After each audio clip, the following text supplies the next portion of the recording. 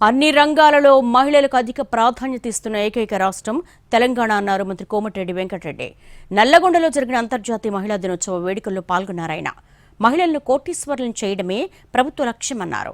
మహిళలు స్వయం సమృద్ధి సాధించడమే లక్ష్యంగా పనిచేస్తామని, వారి ఆశీర్వాదం వల్లే తాము ఈ స్థాయిలో ఉన్నామని చెప్పారు.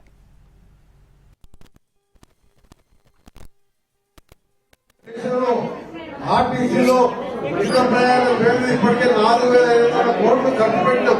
నెలకు 350 కోట్లు చెల్లించి ఈ రోజు మొత్తం 1000 బస్సులు ఆర్టీసీ మహిళా సంఘాలకు చేయాలని నిర్ణయించుకొని ఇలా పర్యటన రోజుల్లో సాయంత్రం 150 బస్సులు మహిళా సంఘాలకు ఇచ్చి దాన్ని డ్రైవర్ కండక్టర్ పెట్టి వాళ్ళే కావాలని చెప్పడం జరిగింది. దాన్ని కూడా పెట్టి నన్ను కూడా జిల్లా హెడ్ క్వార్టర్ లో 50 బస్సులు పెట్టి కొన్ని సంఘాలను సెలెక్ట్ చేసి బస్సులు ఇవ్వడం. దాని తర్వాత ఈ రోజు మహిళా సంఘాలకు కలెక్టర్ ఆఫీస్ లో ఆర్టీఓ ఆఫీస్ లో క్యాంటీన్లు కేటాయించడం, వారికి పెట్టుబడి మనం వేయడం, గోడౌన్స్ కానీ రైస్ మిల్లులు కానీ ఇంకా వ్యాపారంలో పెట్టుబడి పెట్టే విధంగా ఎన్నో ఆలోచనలు మన క్యాబినెట్ మీటింగ్ దాదాపు 8 గంటలు మాట్లాడుకున్నాం.